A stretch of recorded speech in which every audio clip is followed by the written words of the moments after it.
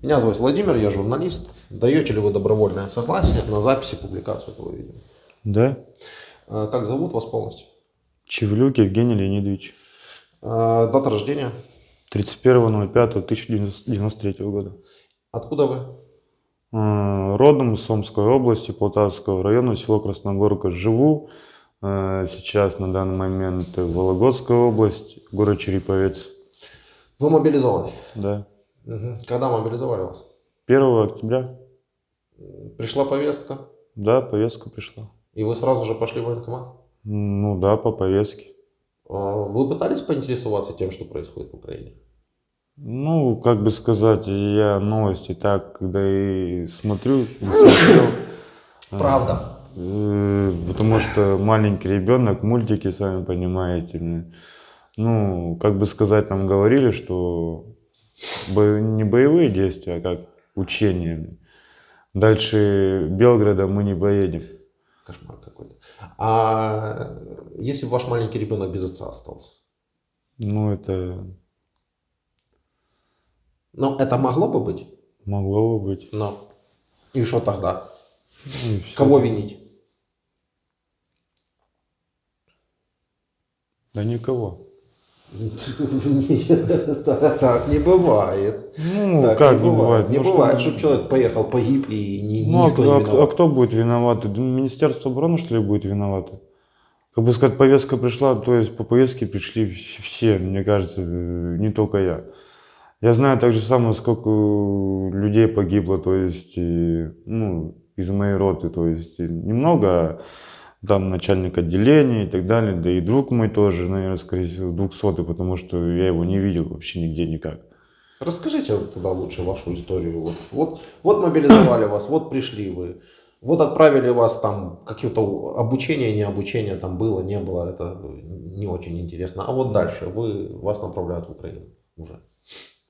Когда, какого числа?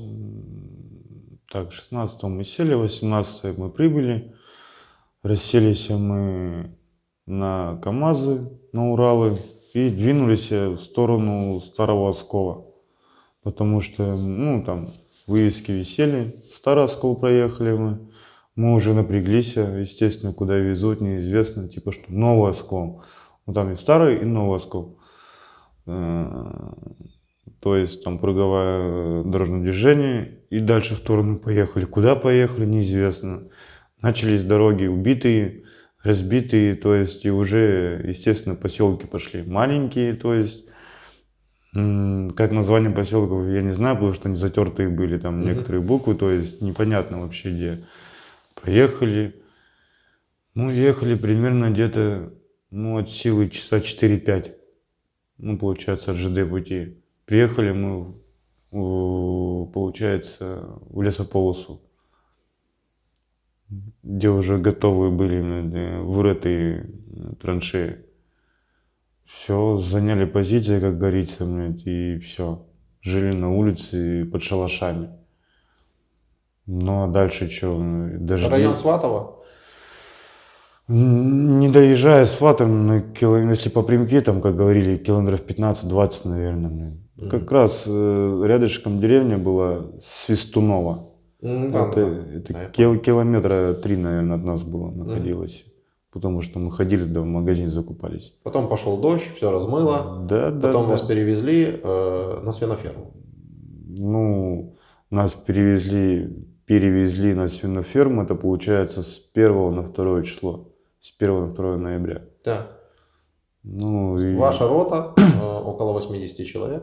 Это я уже просто так, чтобы сократить, потому что слышал эту историю. Так? Да. Около 80 человек. Да. Сказали, вон там ваши кусты, вон там ваши кусты, там ваши кусты. Все. Распределяйтесь, окапываетесь, да? Да. Все так. Дальше. Ну что, Старлей сказал, заняли позиции, все. Ничего не делаем, наблюдаем. Прячьтесь от дронов. Все. Ну, естественно, потом нам показали домик, куда можно якобы поселиться. Но мы в домик не заходили, так зашли, потому что там вот такое вот все, такое ощущение, как Мамай прошел. Мы в погреб залезли. Там сколько у нас было человек? 7 человек. Ну, то есть там дежурили мы и ночевали там, естественно. И все получается. А был обстрел, ну, это получается ночью, наверное, уже. Ну, ближе к ночи. 12, начало 1 ночи. У нас Стас, ну, то есть ранило в ногу, в правую. И, естественно, мы там первую необходимую помощь сделали. Пришел старлей с майором. Сказали ждать до утра. Они утром пришли, забрали его. Мы одеваться начали. Они говорят, нет, вы сидите. То есть и вечером смените тех. Ну, все, добро. Только они, ну, то есть вышли, минут через 15 опять бомбежка началась. То есть мы даже не видели, дошли они, не дошли, потому что, ну, не выйти было. Именно, ну, в наш сектор, где наш дом был, туда прилетали. Вечер, перестрелка была. Получается, пришли пацаны с позиции. Мы, говорит, больше никуда не пойдем, потому что там уже все, капец. Там делать нечего на позициях. Ну, а мы что делать? На старшего. Ни рации, ничего вообще не было. У нас был один там взводный. Это взводный с 3-го взвода, да. Я со 2-го, он с 3-го был. То есть я, говорит, я не знаю, куда мне идти. Ну, и там 2 пацана были, 2 Лехи. Мы, говорит, сейчас пойдем. Ну, то есть разведаем, что как, ну, пошли и не вышли, ну, то есть и все, и не вернулись. Естественно, кто-то спал, кто-то не спал, и утром решили, получается, пойти на позиции, боеприпасы взять, ну, то есть забрать. И начали выходить, а уже, то есть уже зачистка поселка была, получается. И, естественно, нас взяли в плен. Вас, получается, ваши оставили там или как? Да, скорее всего, оставили бы, а больше как? Чтобы они, скорее всего, чтобы ушли, а мы как... И сколько у вас человек осталось там? 21 человек. Угу. Так своих же не бросают? Ну, видите, бросают, наверное. Это я уже, естественно, понял на своей шкуре. Своих не бросают. Знаете, за все время, когда сработала эта поговорка «своих не бросаем»? Один раз она сработала. Этот лозунг.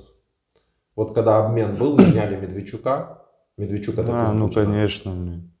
Ну да, ну, в новостях смотрел тоже. Вот, это вот своих не бросили. Здесь, как говорится, сказать нечего.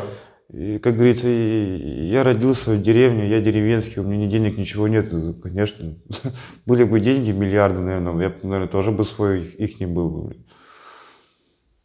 Ты, знаете, есть в ваших словах рациональное зерно. Ну, а как еще? Обычный деревенский, как говорится, парень, который работает за 50 тысяч в месяц, и когда на твоих плечах 3 детей и жена, то есть, получается, одевать, кормить надо. А у вас 3 своих детей несовершеннолетних? Ну, не моих, у меня 1 дочка, еще... Ну, неважно, ну, они да, ваши еще. считаются? Ну, да. А у вас что, мобилизуют тех, у кого 3 детей? Мне, как сказали в воинской части, ну, в Мулино, ты должны, говорит, в паспорте писаться, ну, то есть в паспорте быть. Я говорю, как, подождите, ну, как бы сказать, попечитель, получается, я же их кормлю. Ну, то есть, нет, говорит, вы, говорит, не подходите на это. Я так удивленно. Ну, ладно, думаю, будет комиссия. По комиссии не пройду. Комиссии не было. Почему по комиссии вы должны были не прийти? Да, у меня со спиной проблемы и с коленом. Вы думали, будет комиссия? Я думал, будет комиссия. Когда мы приехали ночью, там сидели срочники. И жалобы нет. Ну, есть, нету жалоб ему. Все, здоров. Ну, как всегда. Так а как же у вас не было жалоб, если у вас, вы говорите, Да, колено? а что они срочники? Они что, какие-то терапевты, что ли? Ну, срочники, обычные срочники, которые в воинской части служат. Солдаты? Да. Сидели, заполняли вот так вот. Бланк там такой вот, фамилия там, блин. Жалобы есть. Смотришь на него, ты кто вообще? Ты, ну, срочник. Что он может сказать-то? Ну, да. Ну, нету, все, здоров, все. Там даже элементарно, чтобы укол сделать, выпрашивать надо было от спины.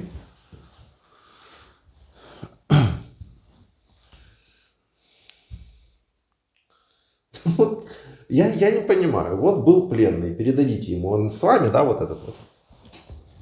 Ну да. С вами? Ну Ну, русским же языком сказали же, не английским. Понимаете? Что вот сообщение голосовое отправили. Что мы будем с ним разговаривать полчаса. Если за полчаса на связь выйдете, тогда поговорите.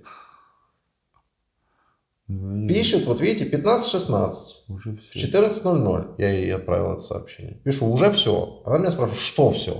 Ну, это, Ну, видите, стоит объяснять, что все или нет? это он даже, я могу сказать, он один негатив прет. Он, то есть какой-то весь забитый. И мы с ним разговариваем, ты, говорю, тебе сколько лет, ты зачем сам пошел-то, ё-моё? Ну, если тебе так плохо, если тебе деньги нужны, то, блядь... Нет, он говорит, не за денег пошел. Он говорит, у него была внутренняя депрессия, конфликты, и, в общем, ему захотелось... В общем, я не буду рассказывать вам. Да я историю, понял, он уже потому что- контрактник, он же написал, Да. подождите, на короткий там какой-то контракт или что сейчас идет же такая фигня. Он же в строю даже стоит, бубнит. Честно сказать, с такими людьми ничего не сделает.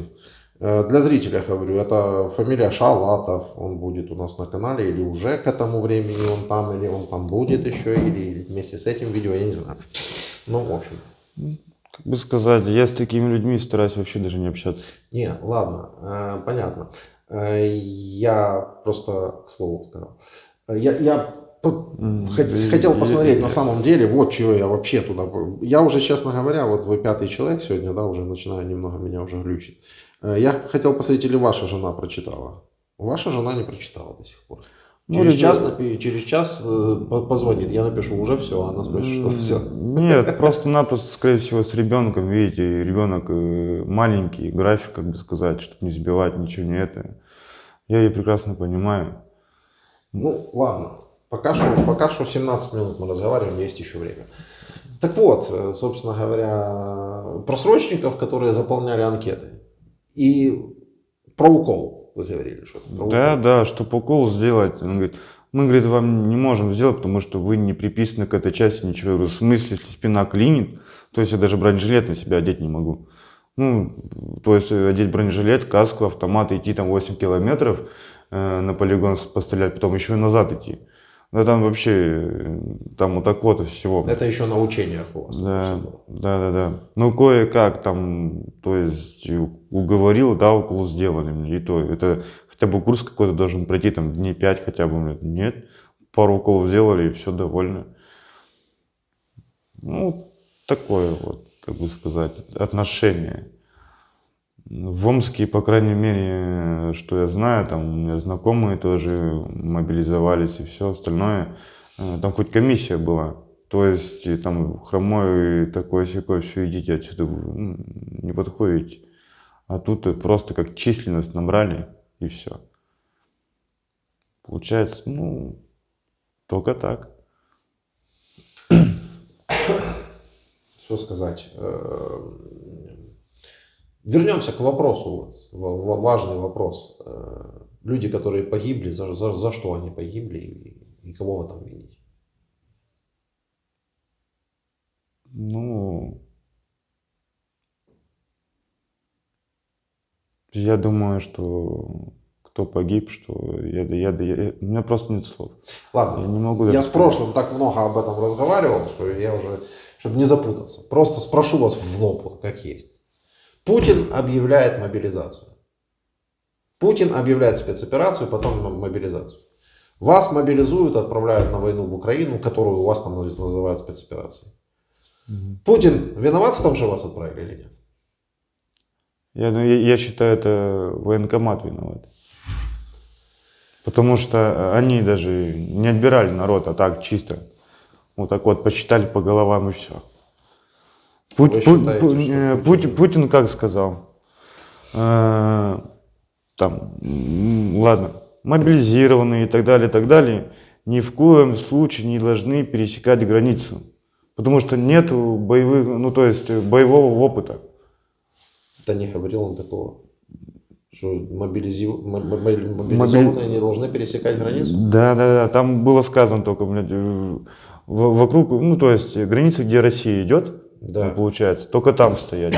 Но пересекать границу нельзя. Так получается, ваши военкомы массово обманывают вашего главнокомандующего? Или как? Нет, я думаю, это, скорее всего, наше руководство, то есть воинская часть, просто-напросто. Не, подождите. Ну, вы же у меня, как бы говорится, не первый уже вот здесь вот мобилизованный находитесь. Все воинские части, все военкоматы, ну тут уж просто поверьте мне, все мобилизованные поехали именно в Украину. Все. Вот 300 тысяч было оглашено, никто не знает, какая на самом деле эта цифра, но явно, что не меньше 300 тысяч. Поехали в Украину. Никто не стоит там где-то там в России. Все поехали в Украину. Ну, как по наслышкам, что наш там батальон, ну, перед началом, перед тем, как мы уехать, и первый там какой-то батальон был, их когда разбили, получается, то звезды и головы полетели, то есть получается, потому что они заехали сюда, то есть на Украину. И сейчас то же самое произошло с нами. Ну, по-любому, опять же, звездочки полетят. Вы так думаете? Ну, Вы правда думаете, что это все происходит без ведома высшего руководства? Я думаю так, а на бумажке пишется все по-другому. Зачем же им это нужно? Ну, всем каждый хочется, то есть рвать кусок, я не знаю, либо подняться выше. Зачем России нужна война против Украины? Как думаете? Ну, вот просто по-деревенски, вот, говорите, я простой деревенский парень, вот просто вот как простой деревенский парень. Без вот этой там политики, там не интересуюсь. Вот зачем России нужна война против Украины? Я, скорее всего, думаю, это все здесь за землю. То есть где-то какая-то есть, как говорится, плодородная земля, я не знаю, или там золотая жила где-то что-то в чем-то есть. А в России нет? Ну, и в России есть, ну, тут что-то как-то связано все равно с этим. Не просто же так это все происходит. Как вы думаете, одна страна может вторгаться в другую страну ради того, что она решила, что здесь где-то какая-то плодородная земля? Ну, я не могу на это ответить вопрос, я не знаю. Вы еще раз откуда? Омская область. Омская область. Омская область. Да. Представьте себе, что Омская область, вот она находится недалеко где-то от границы. Мы туда заходим, в ВСУ, да? Потом вы вот, так случилось, что я с вами разговариваю, а я вот тоже в ВСУ был. И вот попал к вам в плен. И вы меня спрашиваете, слушай, а что ты тут вообще забыл? Я вам говорю, ну не знаю, мне кажется, что тут у вас какая-то плодородная земля была. Как бы вы это восприняли?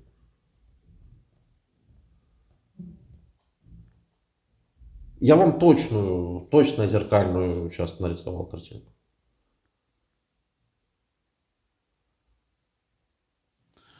Не знаю, наверное, такой же самый бы разговор произошел бы, скорее всего. Но может вообще бы ничего не было. Все же могло быть то же самое, правильно? Нет, так проблема в том, что если бы это бы все заканчивалось нашими с вами разговорами, все было бы неплохо бы. Но тут проблема такая, что почти 100 тысяч россиян уже погибло, солдат. Это только официально подтверждено. Украинцев погибло, ну пусть в 3 раза меньше, но тоже очень много. Да, там называлась цифра 100 тысяч пострадавших, но это 100 тысяч пострадавших, которые подхватили россияне, это все вместе имелось в виду. Вместе с ранеными и так далее. 100 тысяч украинцев.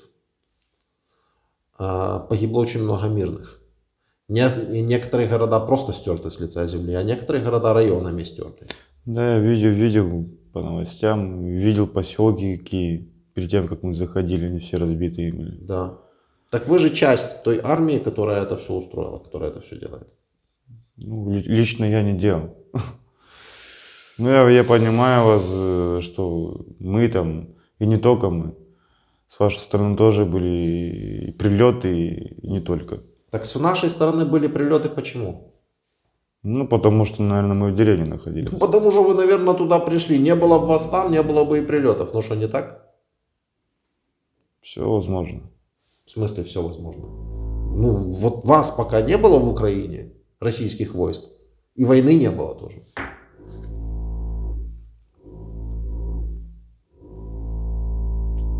И прилетов не было, и улетов не было, вообще ничего не было. То есть надо же брать причину следствия, почему так происходит. Понятное дело, что когда идет война, ну, страдают все вокруг, потому что это война. Но если бы вы сюда не пришли, то и прилетов бы к вам не было. То есть все очень просто, вообще максимально просто.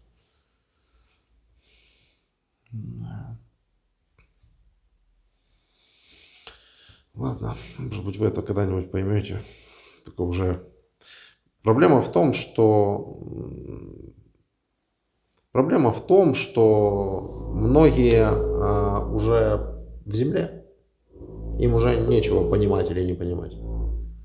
А другим россиянам есть возможность задуматься над тем, что происходит. Но вот когда они посмотрят или послушают то, что вы говорите. Добрый день. Добрый. Меня зовут Владимир, я журналист из Украины. Ваш муж у нас в плену, вы знаете об этом? Да, знаю. А откуда вы знаете? Так, и в часть звонили. А, В часть в вам списках плен- Вам там сказали, что он в списках пленных, да? Да, Ну все, понятно. А разговор под запись, скажите, что это разговор под запись. Привет, да. Разговор под запись идет. Че, как у тебя дела? Привет. Все хорошо. Мы ждали сегодня тебя в обмен. Да, Ни тебя, ни Новгородцева не было. слушай, я тут звонил, получается, я не мог до тебя дозвониться 2 раза вообще, ни до матери, ни до тебя вообще никак. Вообще никак. Где там зайка моя? Где Снежа? На качели качается, сейчас покажу. Если можно, ребенка в кадр не надо. Ну ладно, там. Снежа. Хорошо, обрежь. Снежа, папа звонит по видео.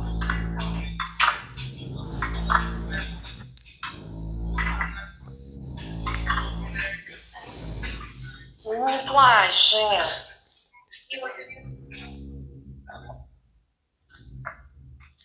Жень, не плачь, все хорошо. Тут обещали сказали, ну, с ФСБ везде сказали, что до Нового года вас всех отменяют. Ну, по-любому всех выдернут. Я сегодня ждала, что ты в обмен попадешь, не попадаете. Вам что-то как-то все по одному, Жень. Да нет, не по одному, тут же не только мы, тут и ЛНР, ДНР, получается. Каких по одному? Сегодня 60 человек обменяли. Ну, сегодня 60 человек обменяли. Сегодня 5 человек, да, обменяли, я знаю. Ну, видишь, мы же не только здесь Четверг? одни. Здесь, то есть, много народа. Что там, матери звонила, батя сделали операцию? Отцу? Да, все хорошо, да. Я этого журналиста видела, кстати. Я постоянно в чат захожу, смотрю про пленных. Я хотела с ним связаться, чтобы узнать что-то, какую-то информацию про тебя. Он часто выкладывает разговор с пленными. Я хотела с ним связаться, но что-то я не могла никак его на этот чат найти. Чтобы напрямую связаться. Ну, в Ютубе подпишешься, что. Ну, там будет, да, это видео. Все. Можно вопрос вам один У задать? тебя как? Что? Да, Всё все нормально, все нормально. нормально, все хорошо. Можно вот вам задать вопрос, да? Вот ваш ребенок живой, здоровый? Да. Живой, Да, здоровый. да. А у нас дети Да. от российских ракет погибли многие. Вы не знаете, зачем россияне бросают в Украину ракеты, чтобы дети гибли? Не знаю, честно.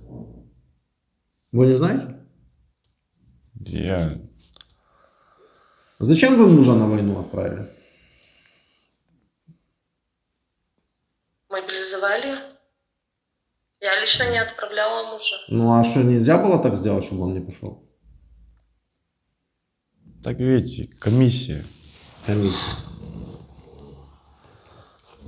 Комиссия. Ладно, все, вы поговорили, в общем. Вы там все делаете. Нам, если честно, Да-да, я слушаю. если честно, вообще позвонили и ему и сказали прийти по смене прописки встать на учет. А на учет не поставили в военкомате сразу. повестку в зубы. Вас обманули? А на учет так и не подставили. Я понял. Я понял. Как вы относитесь к войне? Плохо. Очень плохо. Еще раз мужа отправите, если ему повестка придет? Нет, конечно, вы что? А соседям, друзьям расскажете, что с вашим мужем было? Конечно. Вы знаете, что многие погибли, которые были с вашим мужем? Они уже никогда не вернутся к своим женам, детям, никогда уже не вернутся. Все. Я знаю, я знаю. А зачем они погибли? За что они погибли? Вообще. Ну это мы с Я вашим вообще не мужем, представляю. это мы с вашим мужем Зачем? поговорим. Зачем Можно, туда все можно вопрос ехали? спросить? Из-за что вообще вот Ира, гибнут такие? Зай, Ванька, что? Ванька пишет, звонит. А, Ванька, что, живой? да, Нет? Ванька отзвонился. Ванька через 1,5 месяца отзвонился. Все нормально у него. Ясно. Ну хорошо, все, говорите пока. Ладно, Зай, давай пока. Увидимся скоро. Давай, я тебя люблю. Давай. Ага. Давай, я тебя что люблю. Ну, так вот, вопрос самый главный. У вас ребенок живой, а у нас у многих дети погибли. Потому что ваша страна развязала против нас войну. Зачем? Не знаете, не ответите. Хорошо, я понял. До вас хоть дошло уже, что здесь происходит или нет? Своими глазами увидел. Ну. Не то, что по телеку говорят. По телевизору там, типа, что мы там все вперед, все хорошо, то есть там и кадыровцы вот эти вот, что, блядь, все там нормально, все. На самом деле я их даже в глаза тут не видел. И не увидите. Не кадыровцы. Там, где ваших трупов вот так вот постелили по метру, каждый метр, где закрыт вашими трупами, российских солдат, вот только там кадыровцы проезжают и записывают себе тиктоки: Дон, смотри, Дон, мы захватили Дон, а едут они по вашим трупам. Да, вас много, в этом проблема. Но сколько вас гибнет здесь, вы что-то тоже не забываете об этом. Упоминать. Потому что вашему командованию ему плевать просто. Вот вы говорите там, это военкомат, там, да плевал ваш Путин на вас, на всех, плевал. Потому что сначала сказали, вообще никакой мобилизации не будет, потом объявили частичную, а сейчас уже говорят о всеобщей или о второй волне частичной. Ну, наверное, уже происходит, что вроде бы говорят, слух такой идет. Она уже происходит, она вообще-то на самом деле постоянно происходит, просто она не объявляется. Вот и все. Но это не то, что мне есть дело до того, что там ваш Путин к вам. Да мне вообще там живите себе как хотите, там, боже. Проблема, если бы вы сюда не пришли, мы бы с вами не разговаривали бы, люди бы не гибли бы. А вы, хоть вы там, конечно, говорите, что вы никого не убили, я вам даже охотно верю. Просто часть этих людей всех. При других обстоятельствах убили бы. При других обстоятельствах вас бы убили бы. И проблема не в том, как вы говорите, что у вас там по телевизору рассказывают, что вперед, назад. Да нечего вам здесь вообще делать, ни вперед, ни назад. Как вы понять не можете? Мне вот до сих пор вот интересно, где эти, как говорится, структуры-то все элитные, вот это вот все. В первой волне полегло, когда только зашли сюда на Украину? Или как вообще? Вот вы вот давно, говорите, общаетесь, видите это все? Да. Ну, у нас с 18 марта первый пленный и вся история войны. Из их слов. С 18 марта? Да. Ну, вторжение произошло с 24 февраля. Первое интервью мы Не сделали. 22 февраля. 24-го началось. 24-го? Хотя мобилизация в Орло, например, началась уже 22-го и 19-го и во многих российских частях. Ну, некоторые парни говорят, что там прямо с 23 февраля все нас с корпоратива забирали, это ЛНР, ДНР. Да, да, ну они знали наперед об этом во всем, конечно. Они по 8 месяцев, по 9, кто вообще давно не был. Не, они готовились к этому наперед, конечно, ну, вообще вопросов нет. Просто 24-го первые ракеты полетели в Украину, именно крылатые, и грады со всех сторон полетели, и зашли вот там 200-300 тысяч человек разных, с учений, не с учений, там, всех. 200-300 человек сразу? 200-300 тысяч человек сразу, да. Не, если бы вы просто бы открыли бы Google, да, ну, и там, не знаю, Telegram, промотали бы украинские паблики до того времени, не ваши, потому что ваших там никто ничего показывать не будет. Не, у нас некоторые что блокируют. То есть даже в YouTube, например, что-то постречу, заблокировано. А все у вас можно посмотреть, если хотите.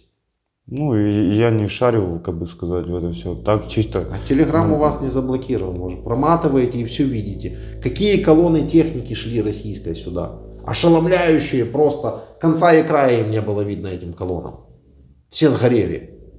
Какие не вышли. Под Киевом вы стояли, российская армия, под Киевом стояли. Вы хоть это знаете? Ну, это понаслышке, когда мы Понаслышке, блин. сидели уже в хате, получается, ну, в камере, нам пацаны рассказывали. Понаслышке. Стояли, выбили. Харьковское направление то же самое. Херсонское направление. Работаем. Ну, вроде вы же говорили, что Херсон все уже. Только Херсон, часть они... Херсон уже забрали. Обратно мы себе. Есть же еще херсонские, населенные пункты Херсонской области. Херсон это же был единственный областной центр, который российская армия взяла с начала полномасштабного наступления. С февраля месяца, получается. Да, с февраля. И уже скоро будет год. Единственный областной центр. Единственное достижение было такое весомое. И то забрали уже обратно. Так вроде бы говорят, война вообще идет лет 8 уже как. Да, ну на самом деле война идет лет 8 уже, как только она... Ну, Россия же пряталась под маской того, что там народная милиция какая-то воюет там якобы. Конечно, ну, я вам завтра вот буду собирать всех по возможности и покажу все видео, где Россия зашла на Донбасс украинский еще в 2014 году. На своей технике, на своих танках. И с того времени началась война. Но она не была такой масштабной. А это, ну, можете себе представить? Ну, наименьшая цифра, какую называют, это 200 тысяч россиян 24 числа сюда поехало. 200 тысяч. И почти 100 тысяч к данному моменту уже официально зафиксированы погибшими. Их никто не будет собирать. Не, ну там это же за все время. Кого-то забрали, кого-то не забрали. Это длинная история. Нам рассказывали, что вообще, говорит, кто в лесополосе, там все, говорит. Уже нечего собирать. Ну, собаки едят. Ну, видео эти есть. Где просто уже полуразложившиеся тела собаки доедают. Даже животные. Ну вот, если бы вы знали наперед вот эту всю историю, которая с вами случилась, вас мобилизуют, повестка вам пришла, что бы вы делали? Я бы, наверное, уехал с семьей куда-нибудь в тайгу лучше. Не худшее решение. Что вы можете передать другим россиянам, которых мобилизуют сейчас, как вас, в надежде на то, что вот кто-то из них вот услышит, из вашего региона хотя бы? Что вы можете передать? Ну, что я могу сказать?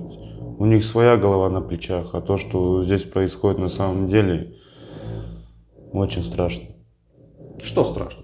Ну, если они сами этого захотят, то есть я вот там, то есть я там контрактник, не контрактник, то есть подпишу, да, то есть получается, ну, здесь война идет, здесь никакие не учения, то есть это страшно видеть. То есть, ну, не стоит сюда идти вообще, не стоит. Ну, И я это убедился своими глазами. То есть здесь делать нечего. Ну, это тот посыл, который, в принципе, я и хотел, чтобы вы подали. Не стоит сюда идти, ну хотя бы просто как минимум, не стоит сюда идти. Но вы сами к этому пришли, правда? То есть я же не говорил вам, скажите это так. Потому что если вы не будете сюда идти, здесь не будет войны. Все очень просто. Учение, хорошее учение, путевку горячую выдали. Кто-то перфоратором еще долбит, так боюсь, немножко помешает. Ну ладно, спасибо вам. Или что-то еще хотите сказать? Да нет.